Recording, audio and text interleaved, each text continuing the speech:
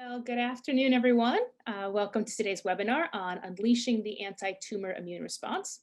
My name is Olivia Cordine. I am currently the Scott Cook and Signe Otsby Fellow at the Whitehead Institute, and today I'll serve as host and moderator. So today's webinar is the third in a series of talks that we've organized to share some of Whitehead Institute science with the outside wider community. Our topic this afternoon is unleashing the anti-tumor immune response. And in a few moments, we'll get to hear from our presenter today, Whitehead Fellow Tobiloba Oni. He will be highlighting the general principles of the anti-tumor immune responses and discuss his lab strategies to unleash the immune attack on the cancer of the pancreas. So first, I'd like to let you know that this webinar is being recorded for future viewing. Also, I know Toby will be happy to take any and all questions at the end of today's presentation. But please submit those questions in the Q&A box at the bottom of the screen so that we are ready to ask Toby those questions at the end. So with that, I'd just like to introduce our speaker today, Toby. So Toby joined the Whitehead Institute as the Valhalla Fellow in February of 2021. The Oni lab seeks to develop new methods of understanding and detecting and even potentially treating pancreatic cancer. Toby grew up in Ikera, Nigeria, where he earned his Bachelor of Science in Biology in 2011 from the State University of New York at Plattsburgh, where he received a Senior Leadership Achievement Award. He went on to then earn his PhD in Cellular Molecular Biology in 2020 from Stony Brook University, where he was selected as a scholar in biomedical science. He most recently performed his graduate research under David Tuvison, director of Cold Spring Harbor Laboratory Cancer Center. So Toby, thank you for being here with us today. Excited to hear what you have to share. Thank you for the introduction, Olivia, and thank you very much, everyone, for being here. I would like to congratulate Olivia for, being one of the latest members of the Whitehead. It's very well deserved. And it's certainly an achievement I hope to follow up on. So today, what I thought I would do is really to talk to you about unleashing the anti-tumor immune response. My lab just started about 3-4 months ago. And so, instead of kind of diving through any data that we don't have at the moment, I really wanted to give a background on anti-tumor immune response and why this topic is so important. And then I would like to talk very briefly about some of the strategies we're thinking about really pursuing to really unleash the immune response against cancer, particularly pancreas cancer. So, as many of you know, the immune system is a collection of tissues and cells and organs that really allow us to fight dangerous pathogens like SARS-CoV-2. But that's not only what it does. It also is able to actually fight against cancer. And in fact, there are many immune cells, some of them that I've depicted here. They really actually are able to have effective functions to kill cancer cells. And right now, we're only just realizing that the promise of this therapy to defeat such a large enemy. And so speaking about cancer, it's worthy to note that cancer is the #2 killer of human beings in the world. And in fact, 1 in 3 Americans will develop cancer in their lifetime. And so this is a huge public health problem that really needs to be addressed. And obviously, one way to address that is therapeutics, but there are 2 other important things that I must mention just because they're important also. One is prevention, the other is early detection. But today, I'm going to really focus on the therapeutics, particularly how we can use the immune cells to really drive therapies towards one of some of the worst cancers that exist. And so when you think about traditional cancer therapies, you think about 3 things. You think about radiation, surgery, chemotherapy. So we burn the tumor with radiation, we cut it out or slash it out with surgery, and we poison it with chemotherapy. And the benefit of the first two, radiation and surgery, is that they work really well if the tumor is localized, if it's not spread to other organs or invaded other tissues. So this particular strategies are only helpful when the cancer is not metastasized. Well, it turns out that most cancers actually kill people because of metastasis. And so that's where chemotherapy comes in. And chemotherapy works, to a degree, but we all know, that there's a lot of collateral damage when there's chemotherapy, as well as, ineffectual therapies for several cancers. And so in the past 20 years, 2 decades, basically, we've been able to really realize that, well, we could go after cancer cells if we understand the pathways that keep them alive. And particularly, this led to the development of a lot of targeted therapies, targeting pathways within cancer cells that can kill them. What is common between the traditional cancer therapies and targeted therapies is that it's focused on the tumor. And when the tumor evolves, invariably, what ends up happening is that the therapy stops working. And so, this has been a challenge to really update on this.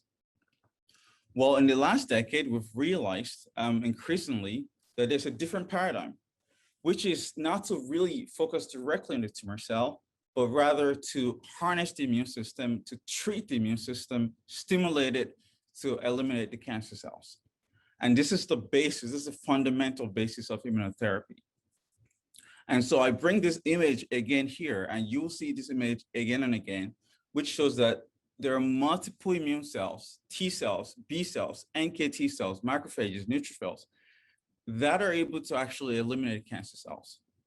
And so fighting cancer with the immune system does not only mean that we're only doing T-cell therapy, but rather that we're able to harness the different parts of the immune system to a concerted goal. So I'm going to give you just like a brief kind of idea about the 5 types of immunotherapy, and I'll tell you about a particular immunotherapy that has really sparked our imagination about the promise of this sort of therapies. And so the first is adoptive cell therapy, and this basically involves taking cells from a patient, either engineering the cells ex vivo, or modifying the cells ex vivo in one way or the other, and then putting it back into the patient. This works really great, and in many cases, it's very expensive. Then there's targeted antibodies, and this were actually quite early forms of immunotherapy that involves using antibodies to targeted proteins on the cancer cells. Then you have vaccines, which include BCG for bladder cancer and Syphilis T for prostate cancer. And this involve vaccinating with some sort of antigen presenting cell or even the tumor cell itself. And in case of BCG, vaccinating with some bacterial products, which will wake up the immune system and allow it to target the cancer cells.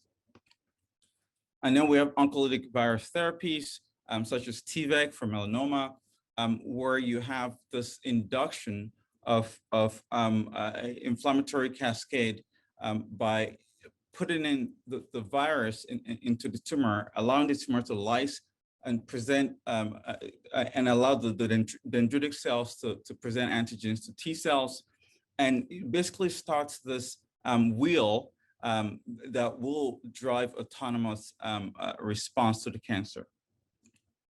And finally, and the most important for this decade, are immunomodulators. And these are cytokines, for example, particularly immune checkpoint therapies, which will be the basis of many of the things I'll talk about today.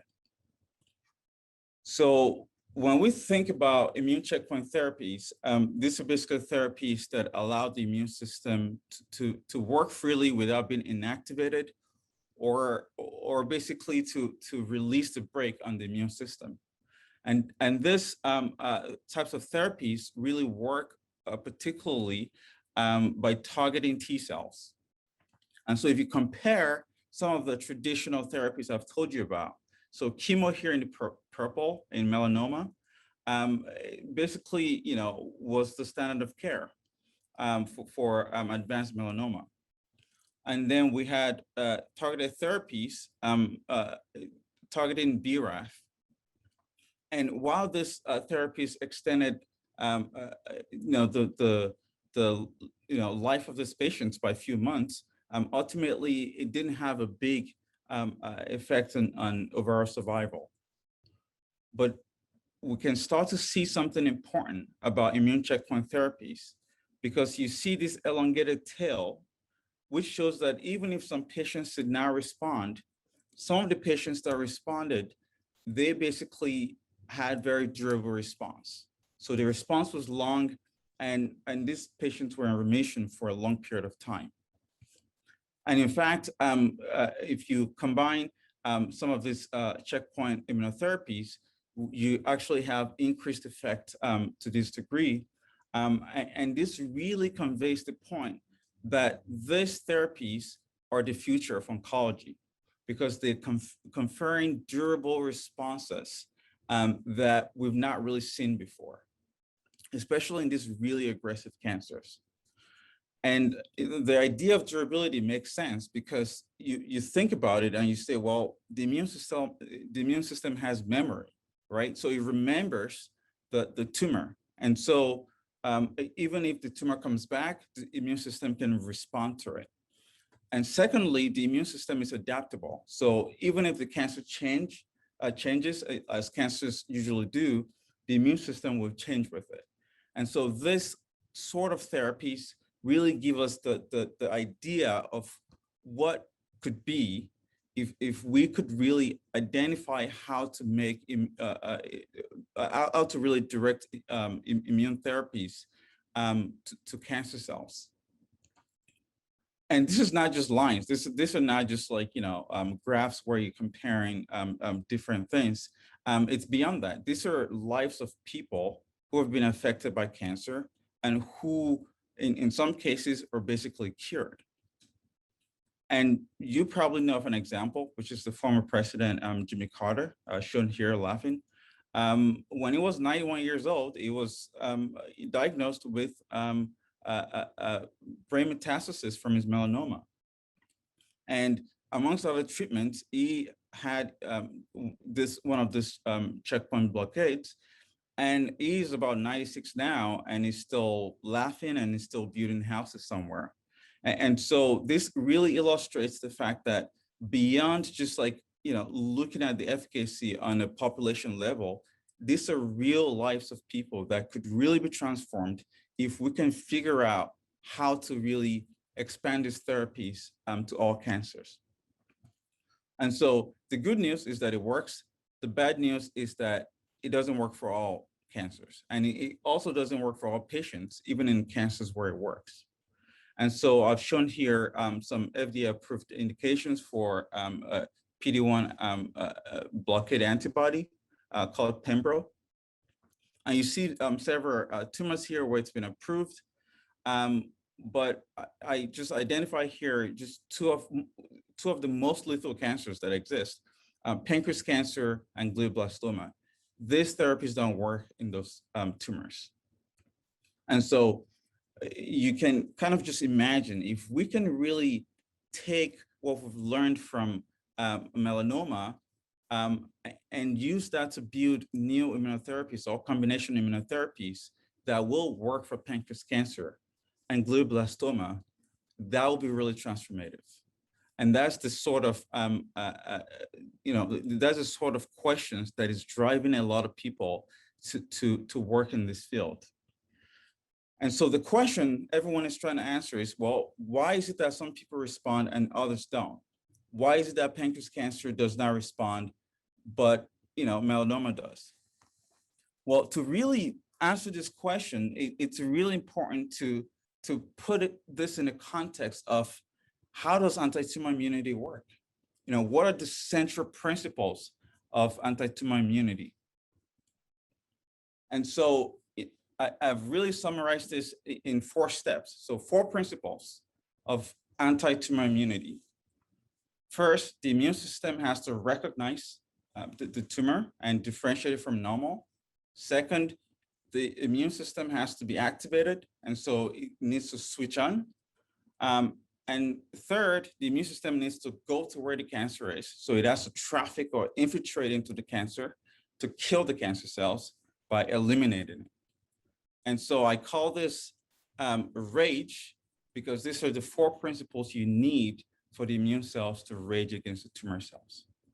And again, I show here, because this is very important, that multiple immune cells are capable of enacting anti-tumor immunity, not just T cells.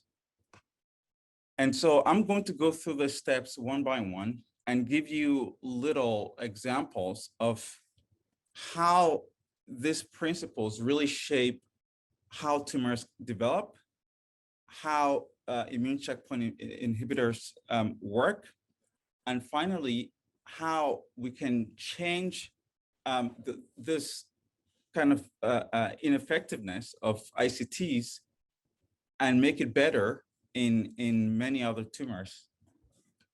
And importantly, this will also give us an idea of how to design new immunotherapies, because now if we know what works, if we know the principle of anti-tumor immunity, then we can really go after these tumors. And so the first, the first principle when it comes to raging against cancer is recognition. So the immune system, as I said earlier, has to differentiate between tumor and normal cells. And there are many things that differentiate tumor and normal cells, even though, cancer is very close to self because it arises from our tissues. But there are certain things that cancer cells have and make that normal cells tend not to have. And an example of that are peptides that are derived from a lot of mutations that accumulate in cancer cells. And these peptides are processed, shown here, and are loaded onto MHC class I and displayed on the cell surface. This is what T cells recognize. T cells cannot recognize anything else, particularly conventional T cells. And so it's very important that cancer cells display this on their surface to really allow T cell recognition of the cancer cells. So we also know that it's not only mutant peptides that are seen by the immune system.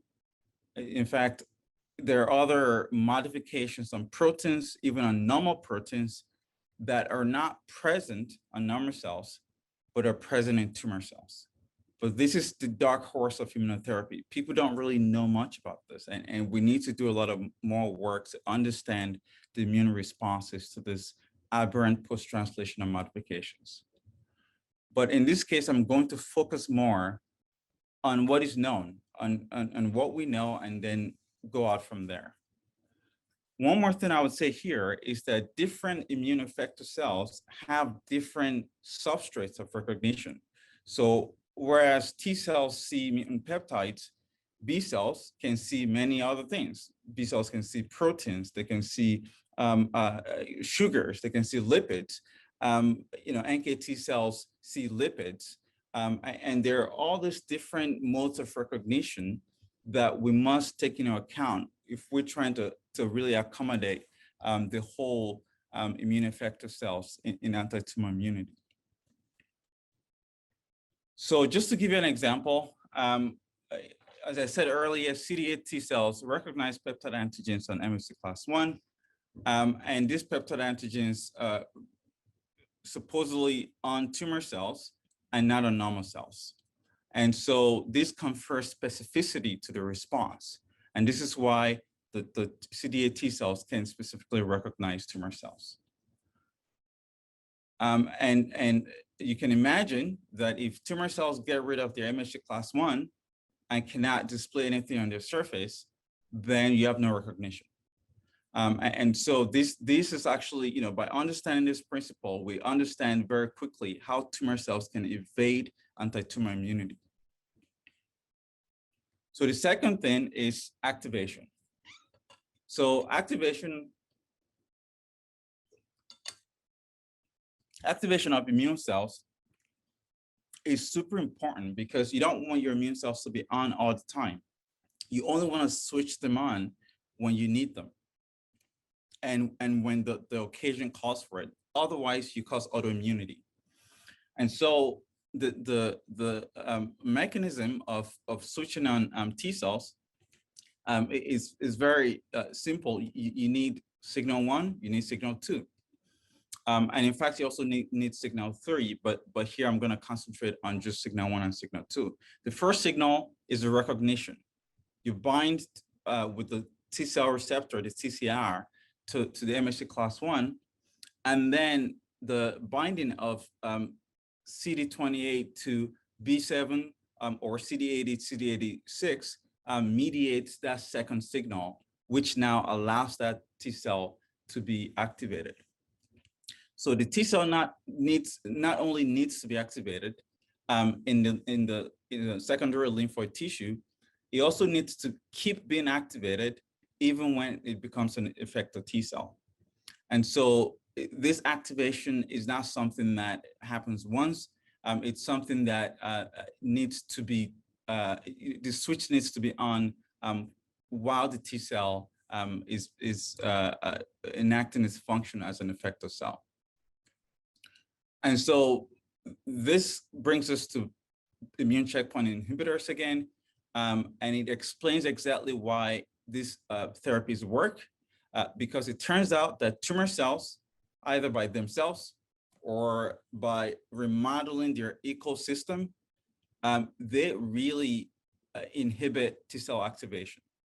And so this second part is important because this is the major way that tumor cells and their microenvironment turn off T cells. And they do this by the interaction between, for example, PD-1 and PD-L1, which are the checkpoint molecules. And this also happens with CTLA-4 and in competition with CTLA-4 and CD28. And this basically makes sure that you don't get priming of the T cells. And so what you start to see here is that now when you use anti-PD-1 antibodies, then you can block that interaction between PD-1 and PD-L1, and that allows the T cell to turn back on and become activated. The same happens with CTLA-4 antibodies. When you use CTLA-4 antibodies, you release that brake on the immune system, on the T cell, and you allow it to activate. And so the next important thing is that it's not just PD-1 and CTLA-4. There are multiple other checkpoints. So you have TIM3, LAG3, TIGIT, and many others. And some are stimulatory, some are inhibitory. And so the idea here is that by targeting these checkpoints and either encouraging the stimulatory checkpoints or inhibiting the inhibitory checkpoints, we can really reverse this inactivation of the immune system, particularly T cells. And the second part of this is obviously that the immune microenvironment matters. And it matters because you have immunosuppressive cells and molecules in the tumor microenvironment that prevent the activation or inactivate T cells. And so this is another form of interfering with the anti-tumor immune response by interfering with the activation. And the next one is to go. So the cancer cells are embedded in this tumor microenvironment, and the T cells need to find them. And so the T cells need to leave the secondary lymphoid organ, traffic and infiltrate into the tumors. And so in this particular process, chemokines, selectins, and integrins are very important players. And what we notice also is the fact that just like the tumor environment blocks activation, the tumor microenvironment also impedes immune infiltration, and there are many examples of this.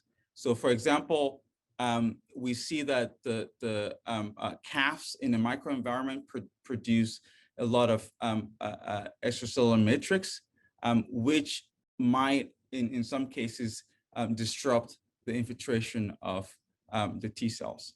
Another means of blocking this is basically by using chemokines that also block the infiltration of the T cells. A very good example is CXCL12, and this is very beautiful work done by Doug Fearon from Cold Spring Harbor, which really shows that this interaction between CXCL12 and the CXCR4 on the T cells really inhibits their infiltration into the tumor nest. And so this critical aspect really mediates anti-tumor immunity, because if the T cells or the immune cells cannot be close to the tumor, or they cannot enact their effective function by being in the tumor microenvironment, then they're ineffective. It doesn't matter what you do. Even if they activate it, they stay outside. And finally, it's important then for the immune effector cells to enact their effective function. And so exerting the effective function requires multiple things.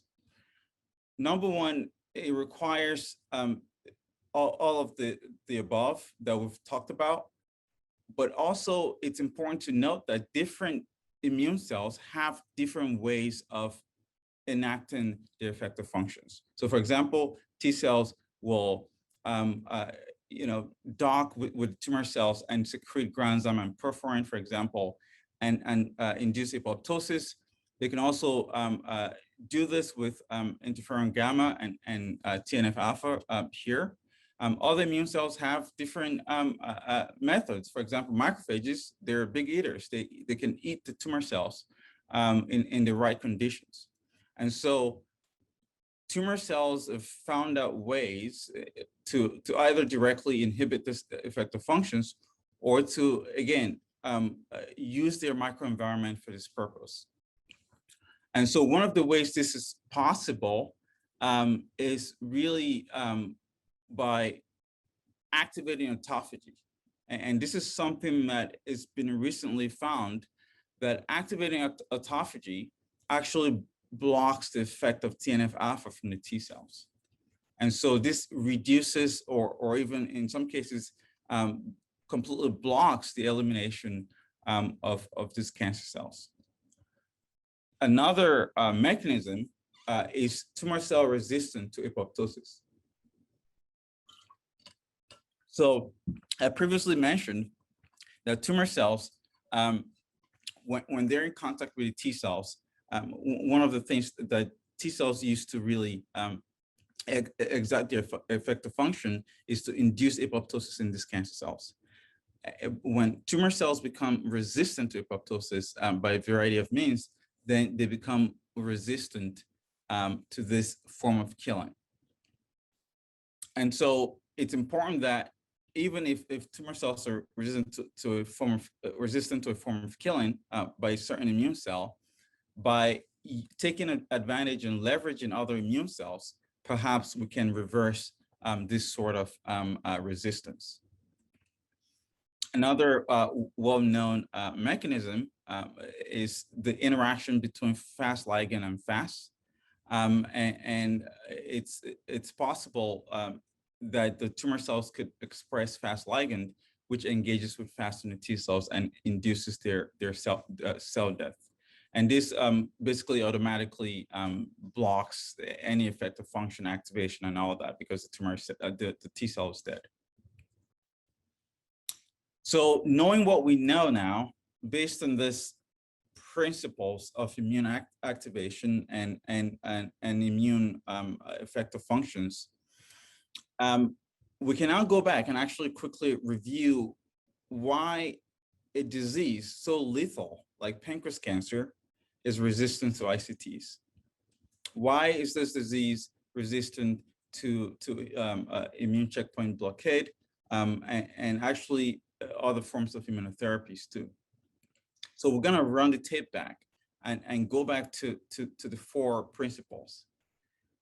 One, we know that one of the mechanisms, or one of the mechanisms to differentiate between tumors and normal cells is by the expression of these mutant proteins in tumor cells. The more mutant proteins you have, the more recognition you can induce. And that's why if you see here, you see some correlation. It's not perfect, but especially at the extremes, it's very consistently true. You see that for example, melanoma in red arrow right here, shows high mutational burden, very high mutational burden. Whereas pancreas cancer, black arrow right here, doesn't have that high of a mutational burden. And so this already tells us that recognition is disparate between these two malignancies. So that is one of the issues with pancreas cancer. And in fact, if you see right next to pancreas cancer, glioblastoma, which is equally deadly, like pancreas cancer, also has low recognition. So now we can begin to appreciate the reason for this, for the low response of pancreas cancer and this deadly malignancies. And next thing is, we know from different studies now that there are impaired activation. So there are multiple immune checkpoints, like I told you about before. PD-1 is one of them.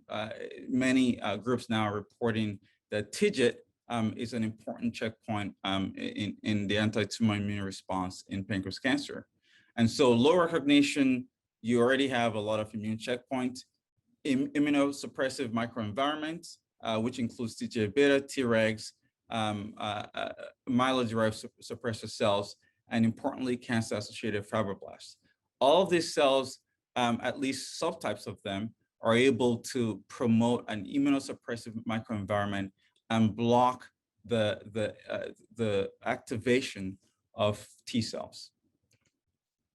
And finally, I'm going to combine the last 2 principles, which is the trafficking and infiltration and elimination.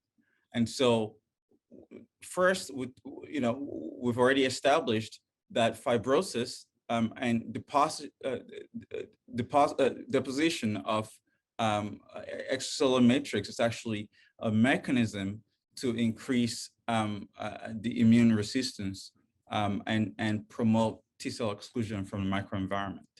And the other mechanism we talked about is chemokines such as CXCL12. Well, it turns out that pancreas cancer has both of them in abundance. And so this is an image I took, and this is a human pancreas cancer patient, and this is a tissue where you actually see really nicely that the stroma, which is where the ECM is deposited, is just abundant. And the cancer cells in purple, and they're denoted here with the arrow, are not as abundant as the surrounding stroma. So you can imagine how hard it is for immune cells, particularly T cells, to access this microenvironment. And finally, we know also in pancreas cancer that there's elevated autophagy, and this autophagy promotes resistance to TNF-alpha mediated killing. And also it's been shown that elevated autophagy also promotes the reduction of MHC class I expression on the cell surface, which also impairs the first principle, which is the principle of recognition. And so altogether, we have a clearer view of why this disease is really hard to treat with immunotherapies. But that's not the end, and that's where our lab comes in. So in the next few slides, I'll give you a very short peek into what my lab will be doing and what we're currently doing to really, think differently and really harness, our expertise to understand better how to trigger immune response and conquer all these 4 hallmarks or these 4 principles. And so one thing that we noticed right away is that, well, the mutant peptides that are derived from that are derived from the mutations are probably not abundant in pancreas cancer. They're there, but they're not abundant. And so there's low recognition. But based on lots of work from other people and our current work, we now know that there are tons of aberrant post-translational modifications on these cells. So these are modifications that we find in the tumor cells that we don't find in the normal cells. And we know that these modifications are substrates for immune response. So what are the mechanisms of anti-tumor immune responses to these aberrant post-translational modifications? And so this is a critical question my lab is trying to answer, because if you can increase the threshold and increase the recognition, then you can imagine a combinatorial approach where you can actually use some of the lessons we'll learn from post-translational modifications to really understand how to combine activation and recognition and really elicit immune response in pancreas cancer. And so we know there are many post-translational modifications. This is just some of them, but the ones we're focusing on right now is glycosylation. And glycosylation, we know very well, is altered in pancreas cancer and actually in cancers in general. And so we know that glycosylation, like many post-translational modifications, are not encoded in the gene. They're not directly templated in the genome. Rather, they're determined by the levels of glycosyltransferases, glycosidases, and substrates that allow these marks to be added onto proteins and other macromolecules. And so just to give you an example, the epigenetic state of cancer cells, the aneuploidy that is found in almost all cancer cells, mutations, those can contribute to skewing the expression and levels of glycosyltransferases and glycosidases. Altered metabolic states in cancer can also alter the substrates, and also the mutations in consensus sequences, particularly on proteins, and also changes to Golgi and ER homeostasis can alter the glycosylation of cancer cells. And so the big question then is, how do we understand how immune cells respond to this altered glycosylation, and how can we translate this to effective immunotherapies? And this will be the last part that I'll talk about. And this will be very brief. So the main things we're doing, and this is a major aspect of our work, is basically to use similar strategies that immunologists have used to understand the immune responses to protein antigens. And that is to use model antigens, to put in a foreign glycoantigen in the cancer cells, put them in the right microenvironment, and ask the question, what is going on? What's the functional response? What are the cells responsible? And so this functional profiling is a key part of what we're currently doing, and it's starting to yield some very interesting insights into how this post-translational modifications can powerfully trigger anti-tumor immunity. And we're starting to now understand the cell types that are responsible for these responses. And one of the things we're really excited about doing is to leverage our expertise in antibody screening to really now develop novel antibodies to activate the immune response to glycoantigen by using various constructs to induce response by the immune cells that are typically responsible for this activation and immune response. And so what we hope to achieve is to really understand the ins and outs of immune response to post-translational modifications, which is really not well understood at the moment, and then hopefully develop new tools to facilitate this immune response in cancers that particularly don't respond to the conventional immunotherapies.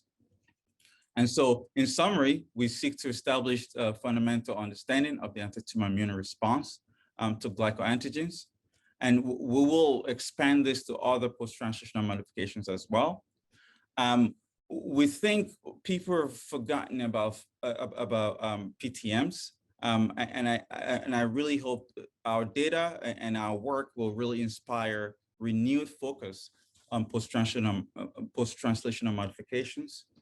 And finally, with our antibody strategies, both using conventional antibodies and various other types of novel antibodies, we seek to really show an example of how you can leverage this immune response to glycoantigens and use that to trigger immune response, very powerful immune response in malignancies such as pancreas cancer and potentially glioma. And with this, I want to thank you for listening. I think this is an area that we're very excited about. So I know there are some scientists in the audience. If you're thinking in this area and you're thinking in this kind of field, reach out to me. I would love to talk about our strategies in more details. And we really think we're onto something that could be potentially clinically relevant. So thank you. Excellent. Thank you, Toby, for that beautiful talk and a clear explanation of what's going on in the anti-tumor immune response. So please continue to put questions in the Q&A and we'll get to as many of these as we can. Perhaps I'll kick it off with a question of my own. So you paint such an interesting picture of how the cancer is able to evade the immune system is trying, now we are trying to intervene into this path and this battle of immunity and anti-immunity. How do you think are these types of therapies can overcome that back and forth battle as the cancer is ever evolving, trying to evade whatever we throw at it? That's a great question. And that's something that actually drives some of the work we're doing. We know that in some cases in the clinic, there have been a very clear demonstration of adaptive resistance and also acquired resistance to these immunotherapies, especially the checkpoint blockades. What is clear, though, is that compared to other forms of therapy, it's very clear that this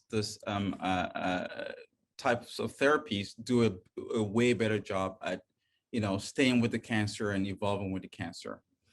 When it doesn't, then it's important for us to understand why and how to trigger that immune response again. And that's the beauty of this, because in a situation where the immune response is lost, because let's say you go back to the 4 principles, let's say you lose MHC class 1, and so you don't the cancer cell does not express the antigen anymore. Then you have to go back to the drawing board and say, well, maybe if we understand the immune response to post-translational modifications, can we induce that? And that way there's a double whammy that the cancer cell cannot escape. And the same is true for the other principles: activation, trafficking, and also elimination. Every single step of that, if you think about it, the fact that if the tumor cell evolves something to block that, then you ask the question, well, what about other immune cells? Macrophages, what about them? They eat the cancer cells. They can do that. Whereas the T cell takes a different approach. So it's really the diversity of responses and also the ability to kind of understand what's going on and adapt according to that. I think that will really be the central benefit of this sort of approach. Excellent. So we're getting some questions in the Q&A about epigenetics and these PTMs related to cancer, including, could there be a correlation between post-translational modifications and epigenetic factors in how cancers respond to the immune system? Oh, absolutely. And there are several people studying this that I know of at the moment. It's very clear. I mean, so number one, if you look at different tissue types, you see that there are different expression of glycosyltransferases, which tells you that, just in normal biology, this is something that is important for, tissue type function. And then when you look at tumors, you realize that a lot of these glycosyltransferases are changing dramatically and consistently, and you're actually able to predict the types. If you have like transcriptional subtypes of a tumor, you can predict based on the glycosyltransferases expressed. You can predict the subtypes. So epigenetic factors for sure have a role to play in this, and also importantly, this glycosyltransferases are also triggered by oncogenes. So if you activate KRAS, some of the most important, some of the most highly expressed genes are going to be glycosyltransferases. Excellent. So sort of related question asks, are these PTMs more unique and distinct, something that only happens in the tumor? Or is it more of a shift in the ratio of how much post-translational modifications exist? That's another great question. Thank you for that.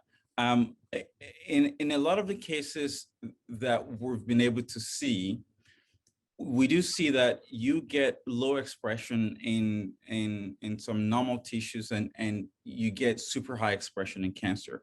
And maybe in inflammatory states, you could also get high expression of some of these glycosyltransferases. Recently, what we found is that we were able to find some unique glycoepitopes, some unique glyco attachment on proteins that we've not been able to find in other normal tissues. And so the limitations of PTMs and why people have not really studied them, particularly glycosylation, is that it's really hard to characterize. It's because they're not templated, it's really hard to really characterize them.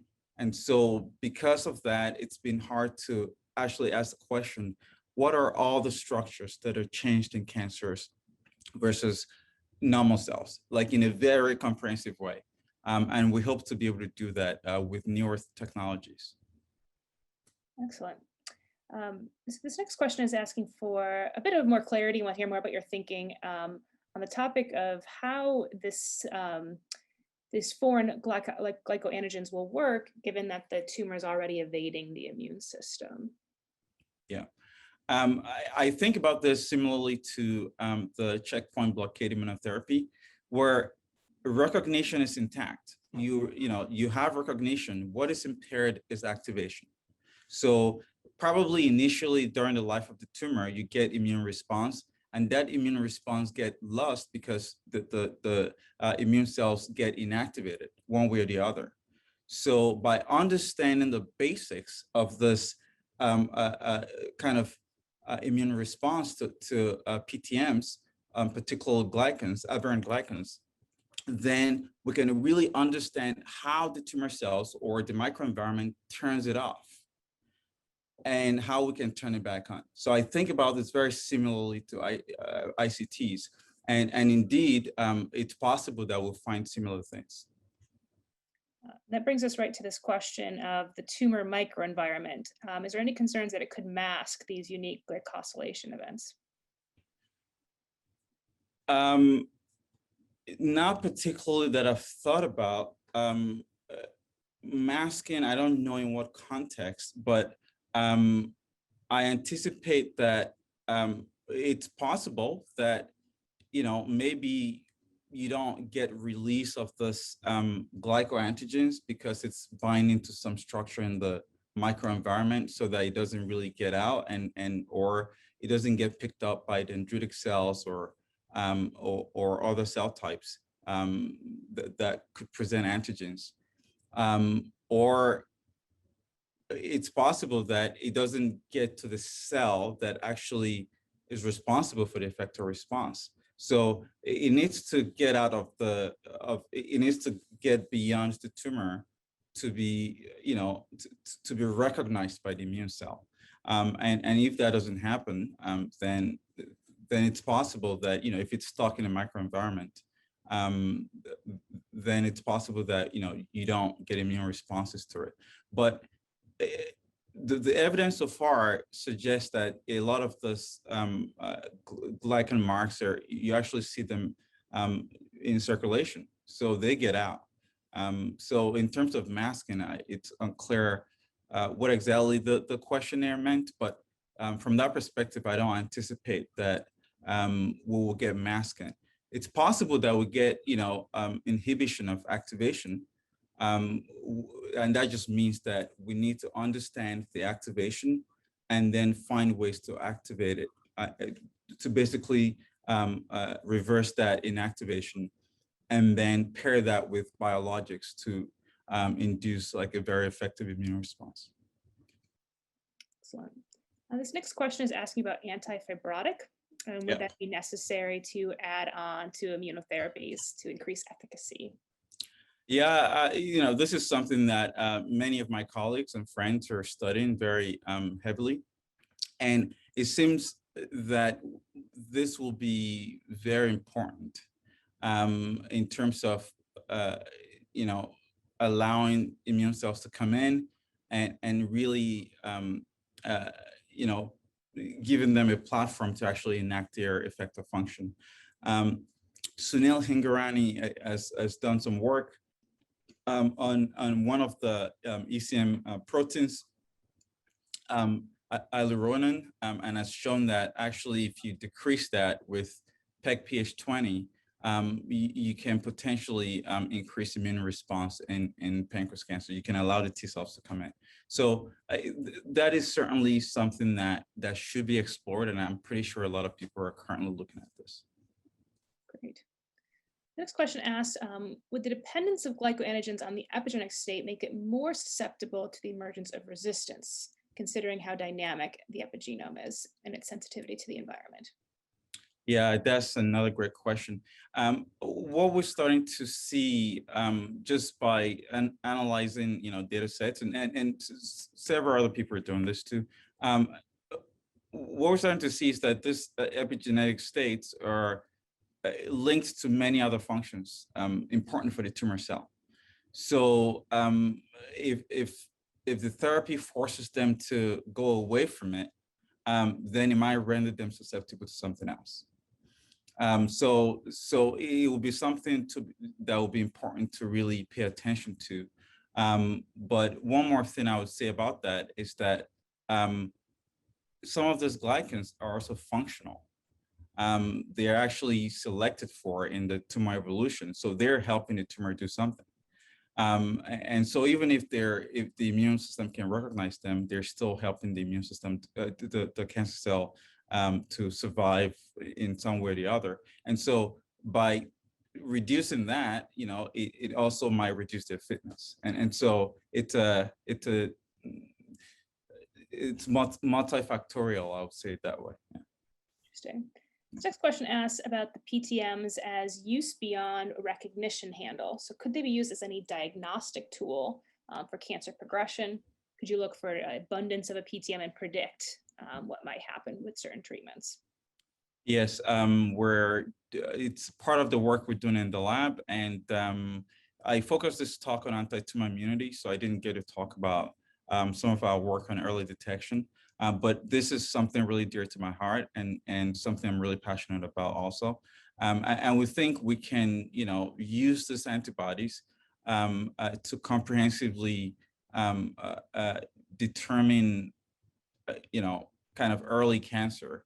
And if you can determine early cancer, well, maybe you don't need immunotherapy. Maybe you just need surgery and radiation, and then you go home. And so that's certainly something we're looking into. Just a couple more here with a bunch of interest in your talk, clearly. So can you comment a little bit about glycoRNAs in cancer? Yeah, it's a it's a fascinating new discovery that Ryan Flynn and Carlin Bertozzi put out a couple weeks ago. It has potential to be a tool for cancer. It's still very unclear, how exactly, like what roles RNAs play in cancers, and it will be interesting to see the kind of the set of glycol epitopes that are present on glycoRNAs. Because if it's true that all this glycan that are specific to tumors are abundant on the cell surface, then they must be also on this RNA species that are displayed on the cell surface, especially since some of them are sialic acids, which are very enriched in tumor cells. Excellent. So one question here is asking for some clarity. They want to understand how you go about inducing glycoantigens just in the tumor, but not in normal tissues. Yeah, so I kind of talked about it like a cold shower, like quickly in, quickly out. But what we're doing is actually to use foreign glycoantigens that some human beings express, other human beings don't express it, and rodents don't express it. And so we use that as a model to basically have a defined glycoantigen that we can put into tumor cells specifically by using transplantation models. And so we put them into tumor cells and we put them back into the pancreas orthotopically. And we use this organoid system that I didn't get a chance to talk about today, that really recapitulates the microenvironment, all the cellular diversity that you find in the actual tumors, both in mice and in patients. You find it when you transplant this organoids. And so we're using this as a system to really ask the question, what are the cell types that are involved? How can we, trigger them in cancers that have been already established? And how can we focus the immune system away from ineffective immune responses to maybe neoantigens or peptides, but rather to PTMs? And how can we find collaboration between those two things? One thing I would quickly mention is something that we often forget, that there's a linked recognition. When you think about how some vaccines work, you think that really inducing responses to glycans requires inducing antibody responses of the class switching variety to glycans requires T cell help. And to really get that, you attach your glycans to a protein or to some very immunogenic antigen. And the same might be true of cancer, because these glycoantigens are present on proteins derived from cancer cells. They're present on lipids derived from cancer cells. And there are different immune cells that could see aberrant lipids. There are different immune cells that can see aberrant peptides.